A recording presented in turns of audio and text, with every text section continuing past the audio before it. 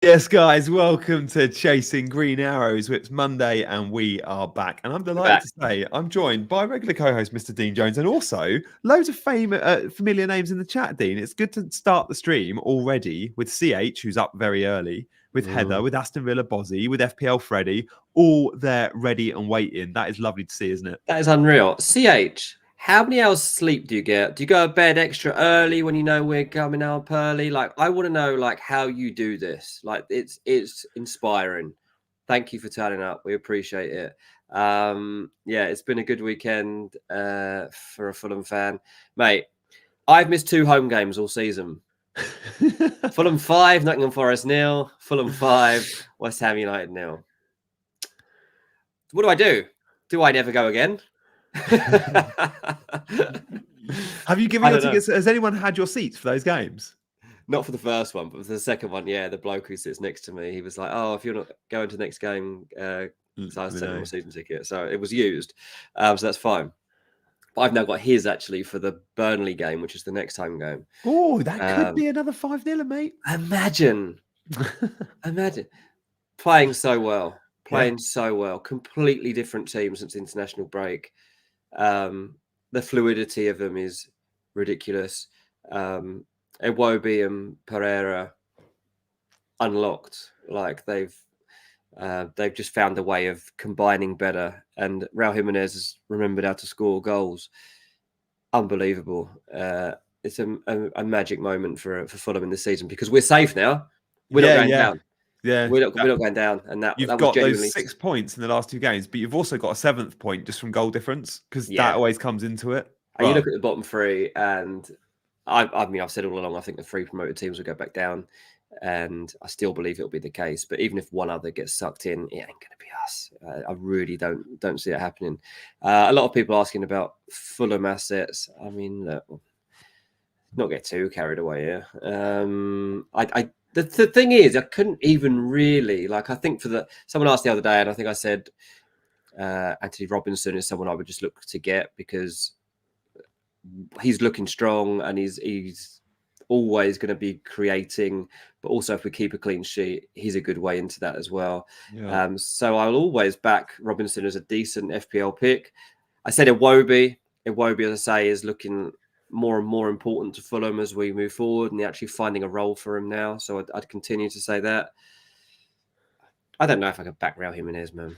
Yeah, but the reason why Jimenez becomes topical is we might be shopping for a striker. Might be, yeah. Now that doesn't mean like when you sell Haaland, you can buy any player in the game, but there's no expensive forward. So if you've already got Ollie Watkins, you're going down to, I think, the players people will be looking at will be Solanke and Raul Jimenez. Like they are 2 good, legit options. In fact, look, we're going to talk in depth about Haaland.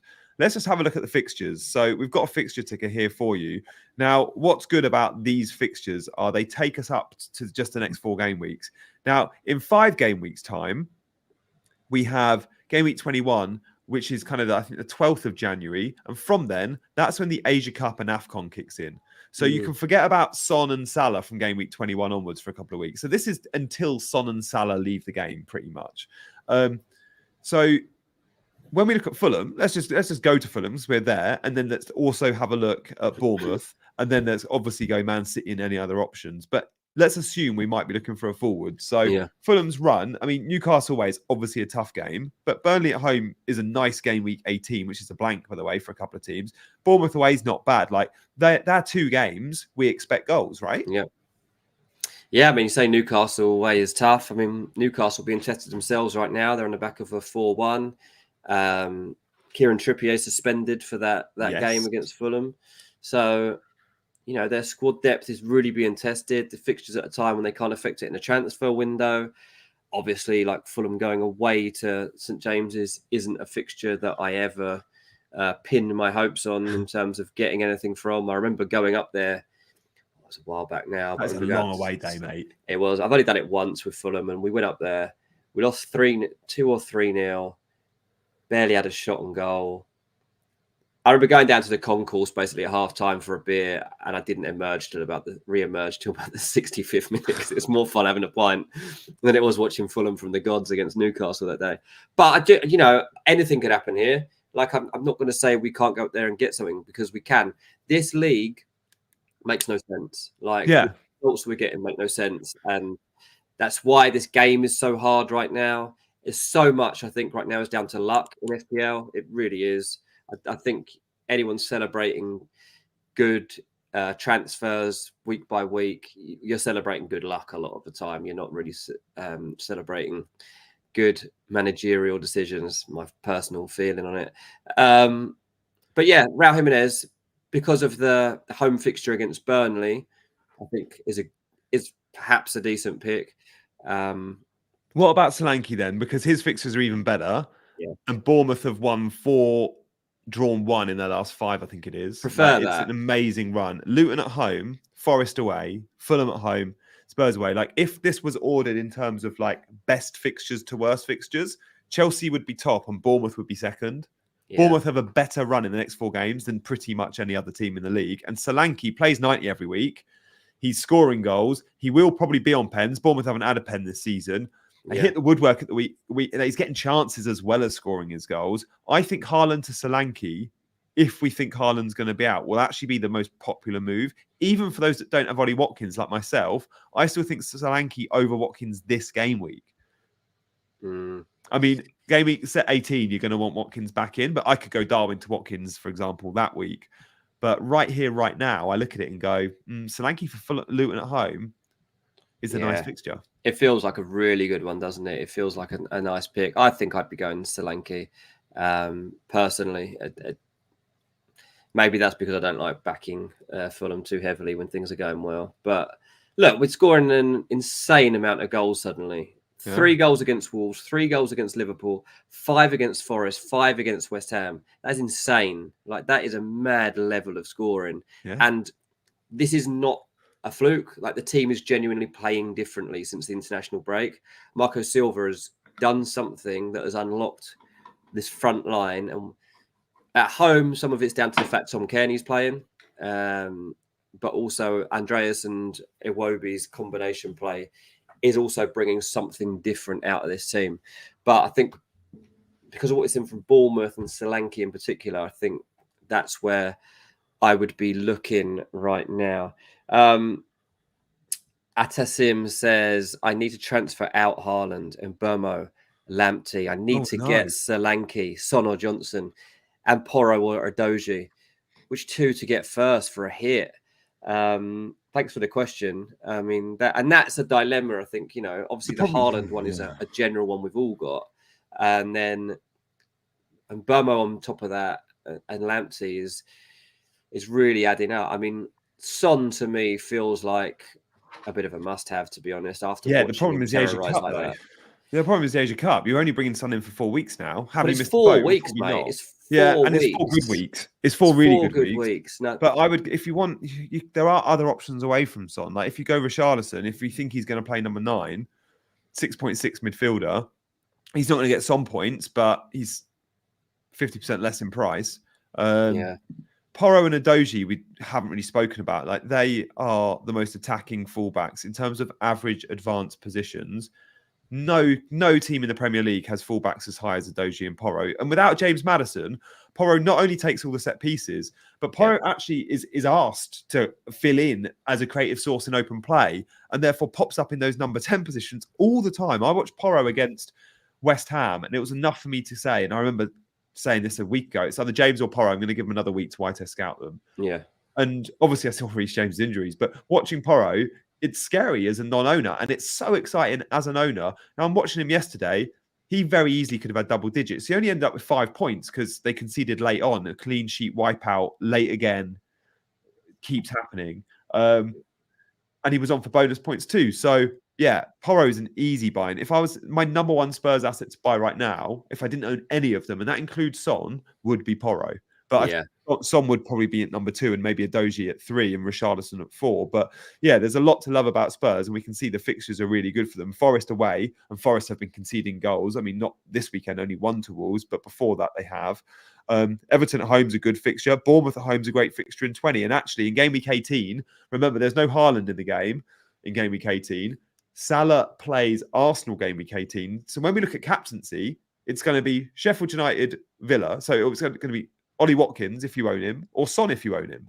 Or if you own both, it's a big debate. Son versus Watkins. You could throw in Salah, but I don't like Liverpool going to versus Arsenal as a captaincy fixture. So there's lots to think about with captaincy there. But I guess a lot of this centres around, like in terms of shopping for a forward, do we think Haaland is available? And Pep's been quoted, and we're going to learn more as the week goes on. And I urge anyone to hold their transfers. I mean, CH, fair, you've gone early on the Bournemouth players. Don't mind that. Senesi and Neto, you've gone for Bournemouth defenders, and they have been really solid. Haaland plays in game week 18, doesn't play in 18. Does he play in 17? That's the big question. If he doesn't play in 17, he's an easy sell, and you can buy back in 19, or you could even go without that Everton away fixture and buy back in 20. From 21, you're going to have tons of money. Can you wait till 21 to buy back Haaland? I don't think you can with Sheffield United at home in 20. In 21, regrettably, that's when all the money comes in because you don't need Salah and Son. But it might be that in 20, you go without a Salah or a Son to accommodate Haaland back into your team. So let's have a look. Spurs play Bournemouth at home in 20. You don't really want to sell Son for that. And Liverpool play Newcastle in 20. Perhaps you can go without Salah in 20. But what do we think for the here and now, Dean? What do you think? It's game week 17. Does he play or doesn't he? Honestly, it's so hard. I mean, my hunch is no. Same. That is my hunch. Sam Lee from The Athletic, I think, is pretty much my go-to on Man City. He tries to be very level-headed in how he's going to report and what his expectation is, and I think I'll be keeping a close eye on that. Even if Haaland doesn't play, thinking of keeping him. Right. Partly that's because I've got Alvarez. Okay. And so I'm happy that I've got and I have Alvarez and Watkins as my 2. But I look at my 5 in midfield, Palmer, Luis Diaz, Son, Salah, Gordon. And I kind of feel I can get through the next 3 game weeks, keep Haaland in the squad. Yeah. If he's coming back from that Sheffield United, like if it was reported this week he's got an actual broken foot, then obviously I'll be selling him. But if it's just what he had reported, he ends up playing in the Club World Cup. Yeah. Then he's back in time for that Sheffield United game, which is a big one in terms of like what damage he could do in the game. I think if I can see this through, then I will. It's a tough decision to make for sure, but it's 2 transfers because you're buying him back. So it's not just the one to move him on, it's the buying back bit. The good thing is we don't have value tied up in him. If you sell him, you're buying back at the same price or possibly a little bit less, but it's not like he's gone up in value loads since we've owned him because he's 14 million pretty much all season. It's a really tough one. I guess the short-term ask is, if we know he's going to be out versus Palace, it's do you get immediate returns for jumping on a Solanke or a Watkins straight away? And I think you do, which is why I think I'm willing to do it. Yeah. But as some have said in the chat, don't worry too much about money because you could just go straight swap Solanke for 3 weeks and then back to Haaland. The problem is you might need money to upgrade in other areas. And I, for example, need to go Darwin back to Watkins at some point. So I can't simply do that. It's a really tough one because we get Champions League this week. We get an extra Pep press conference. So I guess that might help us a little bit because we get more questions around Haaland, don't we? Yeah, that's true. The problem, me, for example, I got 1 transfer. Yes. And my defense I don't like. Say at the moment I've got, so my starting 3 would probably be Maguire, Gabriel, Tsimikas, all the cells, right? Yeah. And I don't really trust a lot of that. Like, you're looking at Arsenal's next 2 fixtures, for example, Brighton home, Liverpool away. You look at Liverpool's next 2 fixtures, Man United home, Arsenal home, possibly slightly better from a Liverpool point of view, but am I expecting much from Tsimikas? I'm not sure. So I'm also wondering, like, would I rather bring Porro in, knowing that Tottenham play Nottingham Forest and Everton over those two games? So that's at the moment a very weird dilemma to have over Haaland and do I need Pedro Porro? But it's just another layer of the thinking that's going to have to go into it this week. Yeah, it's really interesting. And then there's also question marks over perhaps some of your other players where you go, are they safe? Do I need to make a priority transfer there? Like, there's still a lot with, say, Matty Cash who need to sell in. There's some with Diaby who probably need to sell. There's always flavours of the month, and at the moment that's Spurs defence, like Doji and Porro for sure. And again, do we need to jump on them? Like Everton have kept a ton of clean sheets. Is there a transfer there we should make? Yeah, it's really interesting. More than ever, it would be nice to have 2 free transfers. And there was a time a few weeks back where Dean and I both were carrying 2 free transfers. And you end up using them and go, I wish I still had that extra one in my back pocket because I took a hit this week, for example. I really didn't want to have to do that. And now, again, I'm in a position where I'd love 2 free transfers and I've just got the one. We're also getting those random benchings or players missing out. Haaland's a prime example of that. But for the last couple of weeks, I've relied on my first sub to come in. Now, annoyingly, they've been Lascelles and Charlie Taylor, and both times I think they've been 1-pointers. So again, more than ever, think about your first bench spot as someone that might or probably will be needed to come in and play. Yeah, definitely. Hope says I'm keeping Haaland. I'm not doing the Watkins-Bowen mistake again, and it's a tough call. It's going to be tough if we get him out. Who do we bring in instead? Ankit said it all depends on if Haaland starts in game week 17 for other important transfers in defence. Yeah, there is that. I mean, obviously, we're going to be getting a new wild card. In the new game week 20 onwards, there might be a lot pulling the trigger. There might be quite a few pulling the trigger after that if they do get rid of Haaland and then they need him back, and they also want to bring in others who come into form over that Christmas period. So there is always going to be that temptation, but to use your wild card, the first week of Jan is not a great place to be in. We've got a Friday night deadline as well this week. So again, that Man City news, if it was a Saturday deadline and Man City are playing 3:00 against Palace, it's a good chance we'd know a little bit more about Haaland. Yeah. And again, I always prefer the away trips for team news because you often get leaks around they're not on the team bus or they haven't travelled. So again, the Haaland news this week we knew about purely because some in the know was he hasn't travelled with the squad to Luton, and straight away we knew there was an issue. But that may not have come out if it was a home fixture. So this week, Haaland is at home, and Haaland does play on the Saturday. But with the Friday night deadline, there's probably a 50-50% chance we know for certain from a leak, but maybe Pep tells us. I mean, Pep isn't the best, but maybe Pep does tell us. Let's see. I mean, we'll be looking at training ground photos. We'll definitely get some of them, which is good. Yeah, that's true. I don't know how clear he'll be on that. He's one of the worst. Like he's up there with Eddie Howe as one of the worst. Yeah, it's a tough one. Michael says it's the goalkeeper situation that's bothering me. I've never made a goalkeeper transfer or even took a hit, but I haven't had one clean sheet all season. Isn't it? Like, honestly, bouncing around with my goalkeepers and doesn't make any difference. Pickford's just kept 3 in a row. Now, Load started the season with Pickford, wildcarded in 10 and didn't get a single clean sheet from him. And he's just had 3 in a row. We spoke about Sanchez. Well, he's just gone off injured. Like, we were thinking Sanchez was a good. I mean, look at these Chelsea fixtures. I know they've been poor, but you're going to get a couple of clean sheets. Sheffield United and Palace at home. Chelsea will keep a clean sheet in, I think, at least one of them. Wolves away, Luton away. But Sanchez now has got a knee issue. So again, Petrovic has come in. He's a 4.5 option. We don't know how long he'll be in for. Kelleher, we thought was going to get another game or two. Alisson was back. Dubravka's come in for many, myself included. He's conceded 4 and a 3. So yeah, it does feel like you probably just need to make your bed and lay with it with the keeper. If I'd stuck with Onana after my game week 10 wildcard, I'd have had a fair few clean sheets as well. Exactly. Like, this is really a test of loyalty, really. Your keeper's kind of got to be a set and forget and know that the clean sheets are eventually going to... A goalkeeper's going to keep a clean sheet one day if you pick a half-decent one. But, from where everyone was with Areola, and then, he wasn't even in goal at the weekend and they conceded 5. Like, it's just impossible, man, to predict all this at the moment, and it's not making our lives easy. CH says I have Kelleher, didn't work out very well. Exactly, like another example. And Pickford is the worst troll this season, as Sokan says. So Yeah, look, Pickford loves it, doesn't he? Do you think Emi Martinez would have been a nice set and forget? With hindsight, you go under 5 million or under. I think he dropped to 4.9.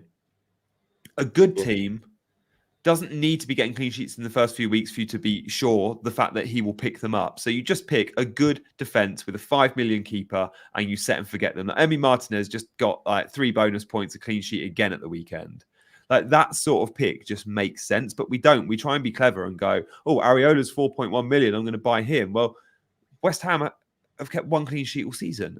And again, I look at Areola. Many of us have got him. I know he's not in the 11 at the moment because he's injured, but conceding 5 to Fulham like that, like whether Areola's in goal or not, they have been diabolical defensively, West Ham. I can't remember David Moyes' side ever being this bad defensively. Yeah, it's true. Look, if you're looking at goalkeeper options, then I've never really mentioned this on Fulham, but Bernd Leno is the best goalkeeper in the game at the moment. And he's one of the best in the league, to be fair, outside of FPL, isn't he? You've always said Leno's class. Bernd Leno is an amazing goalkeeper. Like, I can't believe Fulham actually got him for the deal we got him on. The thing is with him from a Fulham perspective, right, is he does keep clean sheets, like we've seen in the last couple of games. And even in the games when he doesn't, he's forced into action quite a lot. Yeah. So save points. Often he gets save points. So at the moment, in this FPL game, Leno's got 4 more points across this season than Alisson has. Bernd Leno is £4.7 million goalkeeper. Yeah. Becker's a £5.6 million one. And okay, by the end of this season, maybe Alisson's gone top of the pile. But to have a 4.7 million goalkeeper that's even got close to him, you take it in this environment because there's no guarantees at all. As you look down the list, and I think if I'm going to have a Fulham player on my team, maybe I just set and forget Leno. You did nearly bring him in a few weeks back, didn't you? Yeah, I did. And he's had 2 clean sheets. Yeah. When Leno keeps a clean sheet, unlike Alisson, it's not a 6-pointer. Quite often, Leno will keep a clean sheet and it will be an 8 or a 9-pointer because he's had some heroics and loads of saves as well. Yeah. That's the thing. Alisson will concede, same as Edison. When they do, then often, I mean, Edison's probably even better example of this. More 6-pointers from Edison. He just doesn't get saves. Yeah. Look, Fulham have a new central defensive partnership at the moment too. So these 2 5-0s have coincided with us pushing Tim Ream out of the side. Yeah. Tosin Adarabioyo's come in, and it's now a Bassi-Tosin partnership. I like that. And that has definitely improved the side. Look, Tim Ream, he hasn't had as good a season as last season, but he's been okay. But Bassi is now playing on his favoured side of the defence. He's playing is that what it is? Side. Bassi's shifted over. Tosin's on his more natural side. So it's given Fulham a more natural feeling to them as well. And that's probably not a coincidence that's helps these results come about. So it's definitely worth considering this. CH, my goalkeepers, Leno and Neto. Not bad at all, that CH. I don't know how they rotate. Let's have a look at this. I mean, we've got the graphics. They're actually the 2 bottom lines on left and right here, so we can see quite easily the rotation. So yeah, that's nice. You'll probably play Neto in 17. Probably play Neto in. No, then you'll go back to Leno in 18. In 19, you'll play Leno again, and then in 20, you go back to Neto. So yeah, Neto, 2 each in the next 4. Yeah, that's a good option, TH. Well done. Very good. Yeah, I like that. I was pleased with my eye test scouting on Bassi. I'd said to you when there's a mistake in him a couple of times. He got caught on the ball, but I remember saying to you like a month ago, I was like, I really like look at him. So yeah, I'm glad he's kept his place. Guys, we'll move on away from the fixture ticker. Do get your questions in. We're going to have a look at some more of the weekend action by checking out a couple of the bonus beasts. Now, as always with bonus beasts, I'm not going to show you that Mo Salah got 3 bonus points or, the weeks when Erling Haaland gets it. These are players that maybe you want to add to your watch list off the back of good performances over the weekend. Let's check it out.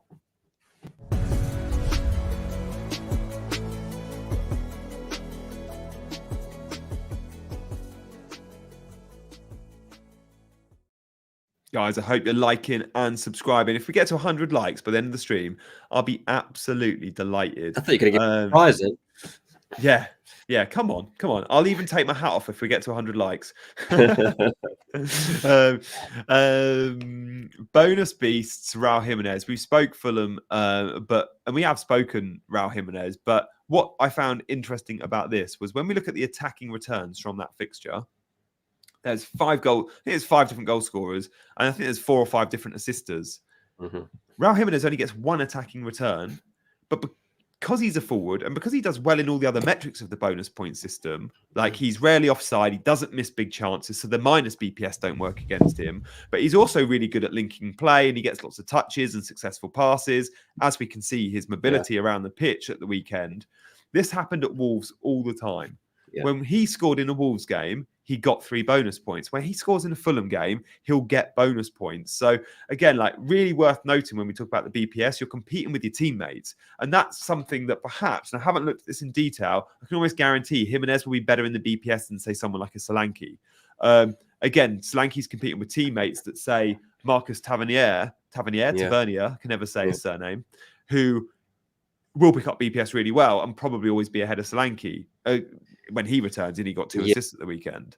So just worth monitoring someone like Jimenez because he can become the talisman. And he's 5.2 million if money's an issue.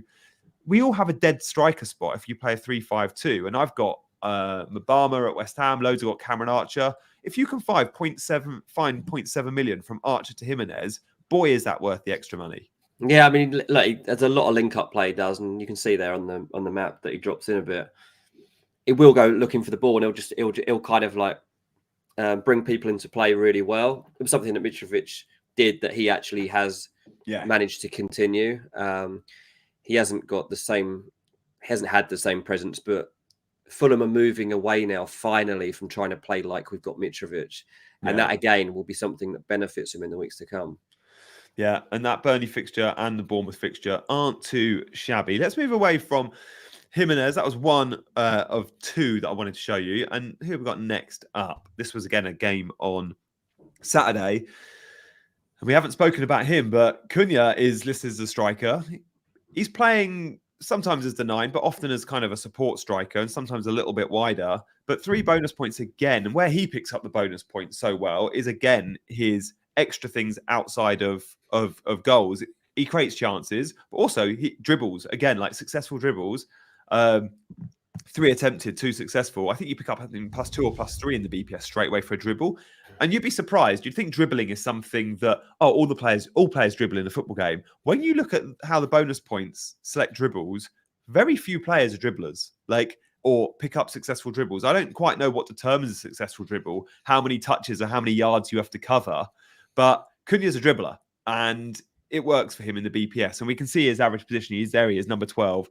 Only number 11 is more advanced, and he's fairly central there. So I guess that's Hwang number 11.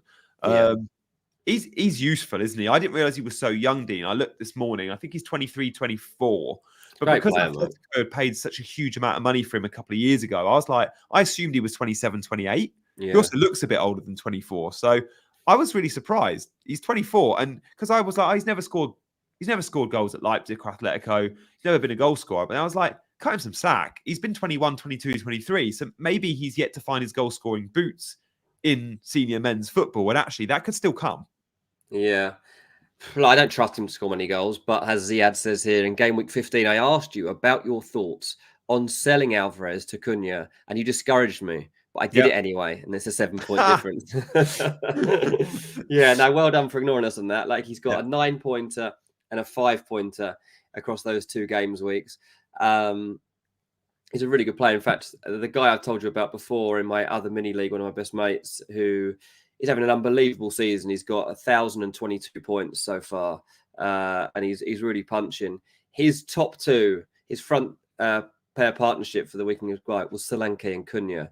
Like, wow, and that money to get points, and it's impressive. Like, I always look to him to see what his team is, because he looks at the game so differently to us, because he's not in this social world or this FPL world even. He just does it on hunches and instincts, and he's always got picks in there. Like, at the moment, he's got Tarkowski in there. He's still got Luka Dean. So he's picked up some decent points just from players like that this weekend. But no one had Luka Dean, everyone had Matty Cash, but Dean's been nailed. Yeah. Exactly. So but Cunha, look, it's a great footballer, and that's never been in doubt. A good FPL pick has been in doubt until now, I think. Interesting, we can just see the Wolves' position here. Like, that back 3 And then you got the wing backs, 17 and 22. And I have like someone like Semedo's caught my eye in terms of how advanced he can be. But then you've got a very like 2 DMs in there, and then it's 2 support strikers. I think it was Sarabia and Cunha ahead of Hwang. Like that front three's got loads going for it. When Pedro Neto is back in this team, we'll see even more goal attempts. And Cunha's been great. I think I'm right in saying Cunha got called up to the last Brazil squad. I think he's got 10 caps for Brazil, but I think the last squad he was called up. But like, it's not every day a Wolves player makes the Brazil squad. Like that's like clearly he's an elite footballer. So yeah, worth monitoring him. I'm with you. Like I've always been wary about his conversion rate and wary that he won't score enough goals. But I haven't seen him play with this level of confidence before. And I remember was it game week 2. They went to Old Trafford, Wolves, and Cunha was amazing. And again dribbles then. And I remember thinking, yeah, this maybe this is going to be his team, a team built for him. He's sitting on loan there. Yeah, look, Cunha, like that. You say that though, like it was the first week of the game season. They went to Man United and lost 1-0. Yeah, but in the first 6 game weeks, in fact, he only got more than 2 points once. Did he? And that's why none of us have got any faith in him. It was always 2 points, and against Palace he got good. 6 points. So you can see in his play is very good, but there's this lack of trust when it comes to goals, and that started to change across the last 3 or 4 weeks. But yeah, let's start to see it now. As I say, yeah, it's been a big turnaround. You see, since Tottenham actually game week 12, he got 5 points, then 7 points, 5 points, 5 points, 9 points for Cunha. So anyone that took a chance on him, I don't think there would have been too many from game week 12, but anyone that did has definitely been rewarded. Yeah, guys, likes and subscribes would be so welcome. We've had a bit of chat there on Cunha. We're going to go back to Erling Haaland because loads of you have joined and you'll have seen our title, what to do with Haaland, keep or sell. So we're going to get a little bit of a poll going on. And you guys are always suggesting polls. So thank you for that. Someone suggested a poll. Can we find out what everyone is doing with Haaland? So let's do a... you can't commit to this, I know, because many of you will be waiting. But say, do you think you will be holding or selling Haaland for game week 17? Let's ask that question. And let's show the fixtures again. Let's have a look at those Man City fixtures I want to come back to. Because if you do sell him in game week 17, buy, sell, bench. Good idea, CH. That probably free. That's nice. And it's where you think you're at. Of course, the Friday answer might be different. And we will poll it again on Friday. When we see Man City on the right-hand side there, just over halfway up, if you sell him, you're missing Palace at home, whether he plays or not, which is a very good fixture. But Palace maybe have turned a little bit of a corner, but they're down to the bare bones. I mean, against Liverpool, they were really good, Palace. They accumulated 1.7 XG. Liverpool was like 1.2. But then will you bring him back for 19? You're probably going to want to definitely by 20. You might be able to go 19 without him. Everton away is not easy, and Goodison Park's been a really good source of clean sheets for Everton of late. So I wonder if you do sell him, if it could be for 3 game weeks. Now, when you look at those 3 game weeks and you see Bournemouth, they straight across on the left, same row, they have Luton, Forest and Fulham. You could go Haaland to Solanke for 3 weeks and back. And I think loads will do that. Yeah, I think so too. Right, the poll is now up, so get voting. Buy, sell, or bench on Haaland for the next game week while we wait to find out some more news on that injury. I mean, straight away, it's the sell that's raced into the lead, but slowly it's starting to claw back with the benches. So make sure you do vote so we can get a really good idea of what our community is thinking when it comes to this decision, because I imagine it affects 80% of us. There can't be that many people that have been going without Haaland up to this point. I mean, even the Chasers team had accepted they needed him back. So it's going to be another dilemma once we get to fixing that at the end of the week. Mark, who's buying Haaland this week? That's I've just thought about that. CH, I don't know if buy was the answer. And Kev said buy, sell, bench, don't own. We should have replaced buy with don't own. Well done, Kev. We should. Yeah. CH, it's early. You only have 3 hours sleep. We'll let you off. 3 hours sleep and hasn't finished her first coffee yet. So that's understandable. The sell and bench is actually becoming a lot closer. It's such a difficult decision for us all to have right now because we've got this he might play. And if he plays, it's such a good fixture, isn't it? Let's do another good fixture. Let's do another variation of this question then. We got the answer. This is useful to get. 52% at the moment say they'll sell. Let's re-ask the question. If on Friday he is confirmed out, do you bench or sell? We'll just give two options. If he's confirmed out on Friday, in fact, yeah, if he's confirmed out on Friday, do you sell? Yes or no? Yeah. Oh, that's a tough question, man. Tougher than it sounds. Because I'm a definite, if he's injured on Friday, I'm selling. But I know there are a ton that will go, he'll be back for 19. Transfers are precious. How do you guarantee you can afford him again? Well, you don't.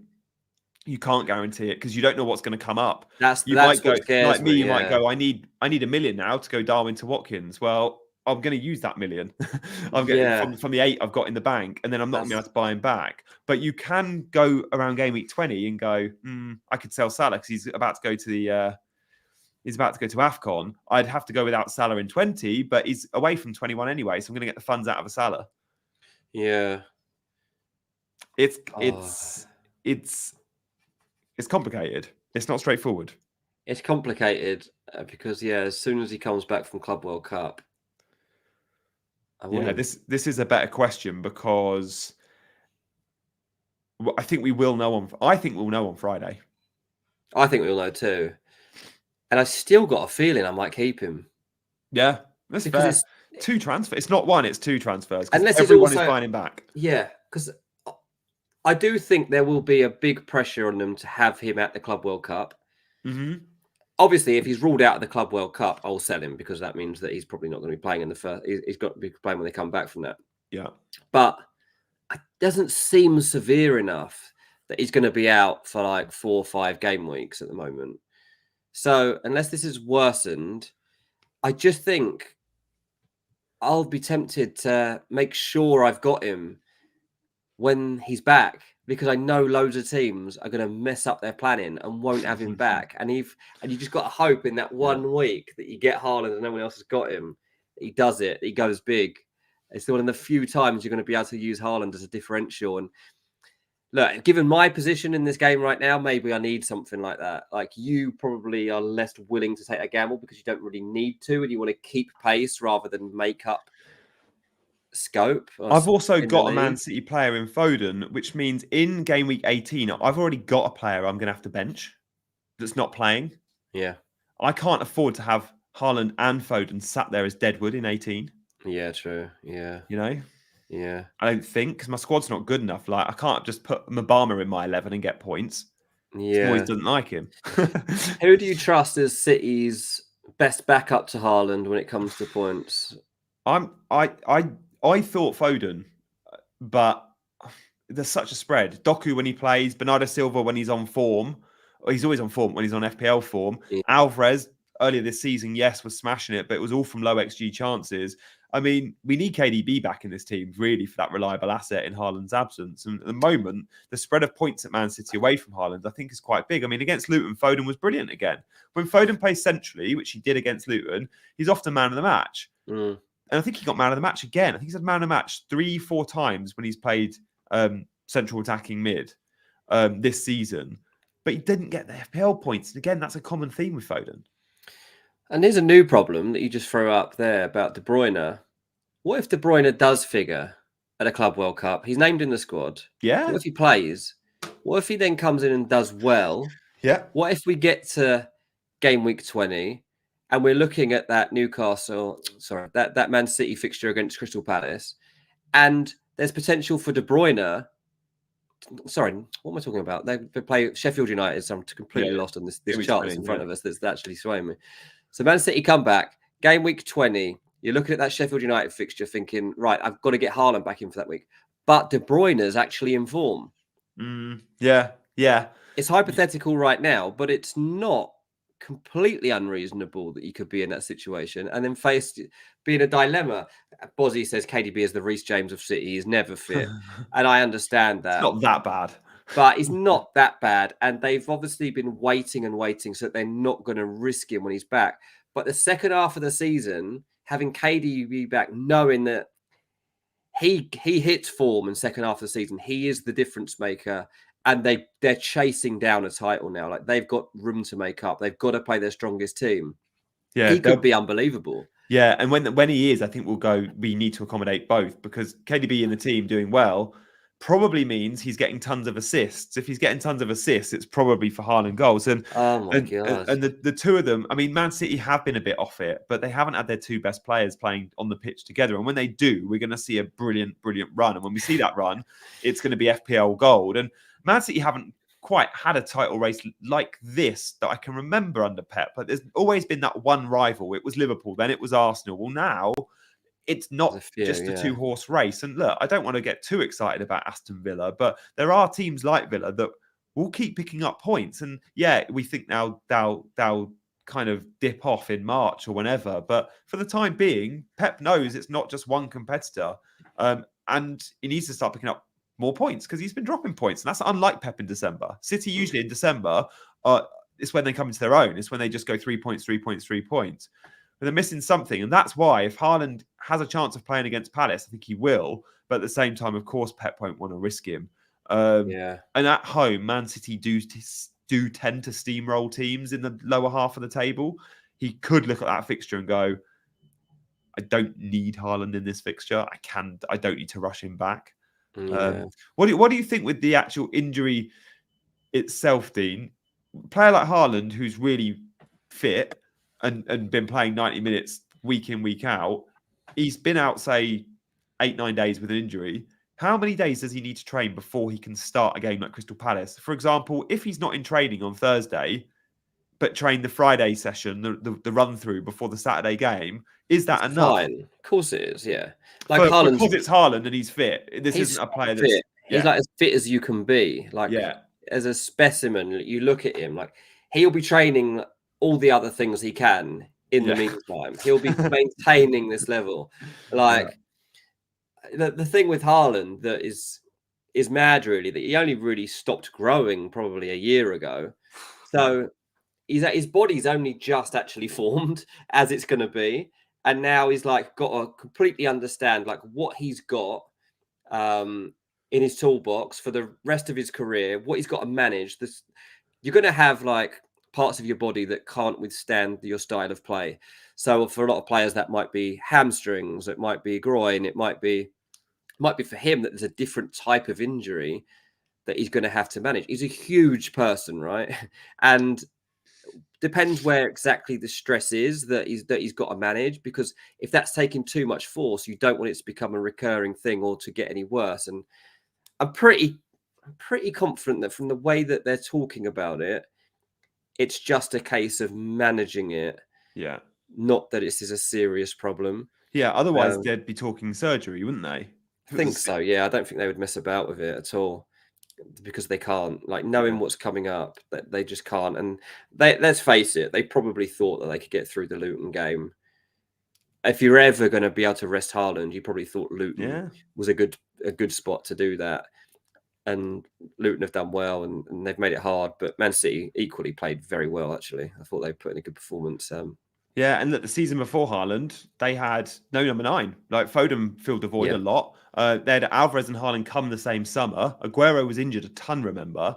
So they can manage without him. Pep can find different ways of playing football. And of course, Alvarez is someone that's, different skill set. But I'm glad I've got him. Do that job. Yeah, I'm glad I've got Alvarez. Now Haaland out, it's an even better own. And when Haaland's out the team, it just increases Foden minutes and Alvarez minutes, even though they're not necessarily, Foden isn't playing number 9.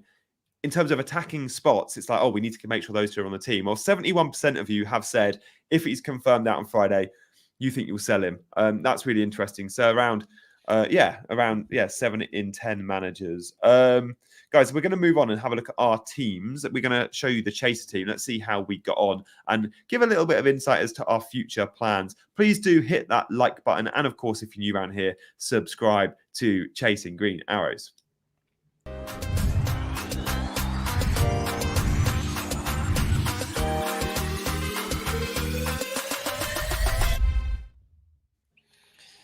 Yeah, it's worth bearing in mind, by the way, that City have a bit of a habit of bagging 4 against Palace when they're at home. There was, I think, 2 years ago they didn't, but in between, that's sandwiched in between them hitting 4 against Palace. So they do like to get among the goals. Here's my team as it looks for the next game week and what we've just had go through the wash from the last game week. Luis Diaz, I really thought he'd scored. As I wasn't watching the game closely, and I looked up and saw him celebrating, and I was like, oh, it's nice. No, didn't happen. My backline is giving me absolute nightmares. Just don't know what to do with it. Don't know what to do with this mess. It's every week I'm getting like 4 to 6 points from my like defense and goalkeeper even. Dreadful. Dubravka. I mean, at least he got some save points, I guess. Yeah. It's like Lascelles with -1. I was like, are you Lascelles kidding? with -1 was a big one for a lot of He people. came off my bench into my team. He was my Did Haaland he? sub. Oh, So who was your Haaland sub? Gordon +2. Yeah, Gordon was my sub. Yeah, 61's actually a good week. Like it was fine. Yeah, do you know, I was really coming out going into Sunday. My team was not looking promising. Coming out of it, I was like, okay, 61. Like I'll take that, a small green arrow, and just a little bit of momentum. But obviously, it's come off of 2 players basically. So I've kind of been saved by Son because a lot of people were giving up on him, weren't they, going over into that? Yeah, so glad you kept the faith. He was one I just kept saying, no, you have to keep all season. He's just flying. And he finally got a pen. We didn't know. We knew, but we didn't know Son was on penalties. So again, nice pen as well. Yeah, I actually wanted Dubravka to save it because I think I would have got more points for that. Would you got more points? Because I was thinking, yeah, Dubravka's so lowly owned. Like, as we can see there, 6%. So a Son penalty miss, he had still got his 2 assists. He was still getting a good return. He wasn't a captain or a vice captain. Some actually had vice captaincy on Son. So well played if you did, because that was, vice captain on Salah did well. Vice captain on Son absolutely smashed it. Yeah. And assuming I think Ali Yahangarov, last year's winner, fellow chaser, he had Haaland captain. His vice captain was 1 point Darwin. And I think he owned Salah and Son, and his vice captain was Darwin. Oh my goodness. Poor bloke. Yeah. Boz, by the way, I think if you win FPL, you just have to stop playing. Yeah, true. He had finished 215th the year before as well. He's unsustainable, surely. Like 1,000 again, and he had 215 and 1. Yeah, you've either got to from there, just make a career out of it and somehow make some money or something, or just walk away and have your crowd and be like, yeah, I won it, and that's it. Doesn't get any better than that. Bozzy says I should do Diaz to Bailey and free up some funds, which. Okay. Bailey went off injured, didn't he, Bozzy? Let us know if you know any more about that. I mean, an injury wasn't ruled out from memory. He said he was tired and fatigued or whatever. But yeah, Bailey's clearly a great asset when he's fit and on the pitch. But minutes is always a bit of a concern with him. He never plays 90.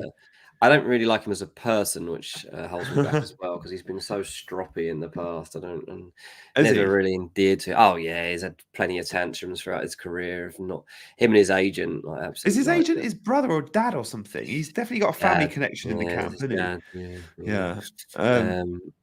Bailey and Tielemans went off tired. He said, by the way, what a resurgence Tielemans has had. He's that move did not look like it was going to go the way you thought, and Tielemans has been superb recently. And he's playing wide, isn't he? Well, he's playing in a 4-man mid on him and McGinn are the wide men, but it's they're not actually wide. So it's sort of 4 centre mids, isn't it? To the side, to the side rather than wide. But yeah, he's been really good. Been really good. I mean, what Emery's done is really impressive. Adam says Villa got a few suspensions next game week. Will they be as on the ball next week as they are? Yeah, Luca Dean and Douglas Luiz. Oh, yeah, Luiz mate. As well, check this out. I'm going to give you 5 names with players on 5 yellows now. Bruno Fernandes, Trippier, massive FPL assets. Luca Dean, Douglas Luiz, Jared Branthwaite. There's some big, highly owned FPL options now that are suspended for game week. Game week 17.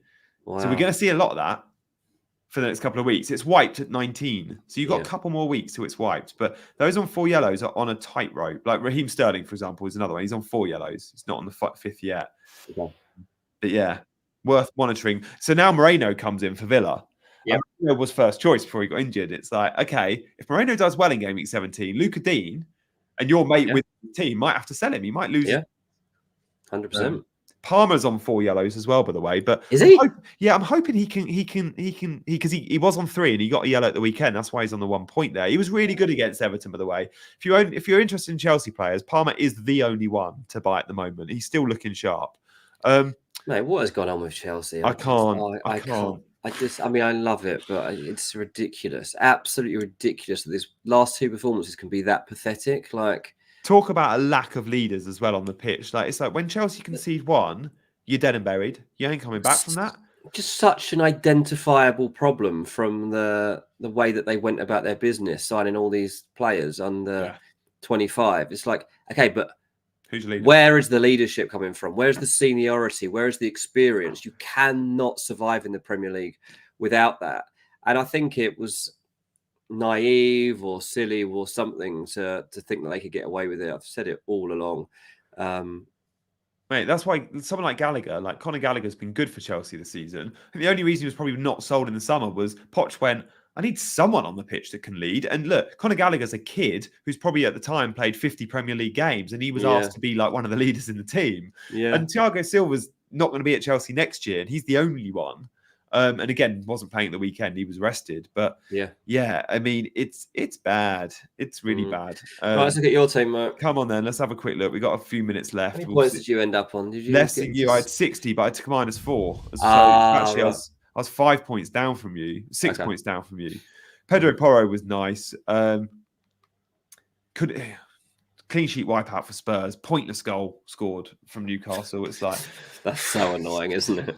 So pointless. So yeah, very, very reliant on Son and Salah. Foden, I thought, was unlucky, but I think that's what happens when you own Foden in FPL. You'll get a lot of those games where he's been man of the match or one of the best players on the pitch, and he comes away with 2 FPL points. Get used to that. But he'll come good, and I want to hold him for a bit now, I think. The double game week that Man City should get off the back of having a blank in 18 isn't going to be game week 20 anymore. That's too soon. We always said we thought it'd drop into 20. The Premier League should announce that very soon, and when they do, expect it to drop into like 21, 22, 23. It will be as soon as they can get it. They like to reschedule their doubles ASAP because they know later in the season other stuff could happen. There could be a snowstorm in January, and there's even more of a backlog. And with teams like Man City, because they go far in the FA Cup and they go far in all the cups, the midweek fixtures, there's often not too many slots later in the year. So expect Man City and Brentford to have a double drop in around 21, 22. And that announcement could come any day now. They need to give the fans a couple of weeks' notice. Oh, interesting. Yeah. So Foden feels like a hold because of that. Yeah. That is actually something worth bearing in mind. I'm just going to have to dig out David for a minute here. It said Gianni does like 8 streams a day to various channels. You need to up your game, Dean. This is not all I do. I don't just turn up here twice a week and that's my living. I do 3 or 4 podcasts a week. I've got 2 other written jobs about football transfers, and I've got various other little bits, David. Like, this is your only FPL stream. It's my only FPL. If you want to get Dean's FPL tape, this is the only place you can get it. This is the only place. Like, I never really intended to go into the FPL world, and made a very surprise signing over at Chasing Green Arrows. And I love it, but FPL is not really my job. Like, this is like some fun that I get alongside the transfer side of my job. So that's why you don't see too many streams from me, David. Like, I do videos, loads of videos actually, about transfers that go out on various other places. But for FPL, this is the only place you ever hear me talking about it, to be honest. And as for 8 streams a day, David, no, I do not. The only place you can see me streaming in the week is Chasing Green Arrows. Monday to Friday is Chasing Green Arrows. I do a Sunday night scout stream, which you may have watched last night. And I did do a pre-recorded pod for the Premier League this morning, but that's only once a month. How is it? Yeah, I do like 1 pod a month for the official FPL pod, which I did this morning. Nice. And then on my channel, I do probably 1 live stream every fortnight. I'm really bad at them, but I do 10-minute short videos. So yeah, but thanks for thanks anyway, David. Like, thanks for noticing. CH says we love you, Dean. Glad you made that choice. You're welcome. Mark Nash, what's Ozyman's fate in January? He ain't moving in January. Give him till the summer. I can't wait. stay tuned, guys, because as we get into later in December and January, these streams will use some of Dean's insight as a transfer specialist and a bit of an insider to get some cool stories on transfers. So yes, we'll always chat FPL, but we'll also have a dedicated little transfer sections in our show where we can talk about Osimhen potentially moving. Oh, I can't wait to be asking Dean in a couple of weeks. Are Chelsea going to sign Tony? Because that's the signing I think can happen. But yeah, we'll get to that in the streams moving forward. So stay tuned for that and make sure you hit the subscribe button for that. Sorry, just before we move on, Chris says, Dean, does your professional ear to the ground around transfers and team news help you with making transfers? You would like to think so. That was a dream. I think that was the point of having me on this show, actually. Like, I do obviously get steers and stuff, and like it should help, but the points are never reflected, mate. I'll try my best. There's been a couple of times. I remember a couple of times when we did Fridays. When we did Friday predictors, there was a few times you had like, no, I've got an assurance from this journal that X is going to start tomorrow, and they did. Yeah, we wound back on that a little bit. Into that. We might have to dig around that route again, because we did sometimes get some good steers when I was speaking to my friends that were in and around the team news and at the presses and hearing little bits and pieces outside of what was being reported. So maybe I'll try and do a bit more of that, Chris, so that you get a bit more insight into my world. I like that. Friday streams for more on that. Very quickly, let's show the Chaser team. My plans moving forward, by the way, I'm probably going to be selling Haaland. I might go straight to Solanke and then Watkins the week after for Darwin. Chaser team, ouch. Even with, of course, we just brought Haaland back in, didn't we? Fortunately, we vice captain Salah. But yeah, it was. Look, it's a no Son team. To get Haaland in, Son was our sacrificial lamb that you guys voted for. Yeah. Trippier as well, like often a good differential for us. -1 and now suspended. Yeah, we got a bit of work to do. We thought we needed a keeper, so we sold Turner, bought in Sanchez, and now he's out. It's a state. We'll have some fun with it on Friday though, so stay tuned. Oh, blimey. Oh, yeah. We'll be back on Wednesday though with Big Man Backer, where we talk about his team. I think we'll have some green arrows there. So yeah, stay tuned for that. CH says, you call that ouch, try getting 36. Oh, I'm sorry, CH. Oh yeah, sorry about that. But you've bought in Neto and Messi. You got your 2 Bournemouth players in nice and early. Yeah. The tide is changing. Guys, thank you so much for watching. If you've just tuned in, go back and watch the last hour. Guarantee you'll have lots of fun from today's stream. Often watch it with the chat box up as well, because we ask our chasers to contribute to the output, and you absolutely do, guys. So thank you for always adding to the chat. Yeah, liking en masse as you say goodbye. So appreciate that. Do hit that subscribe button. Me and Big Man will be back on Wednesday at 1 p.m. UK time. And then Dean and I will be back on Friday lunchtime, probably. So stay tuned for that. We'll see you very soon. For now, he's been Dean, I've been Gianni, and we've been chasing green arrows.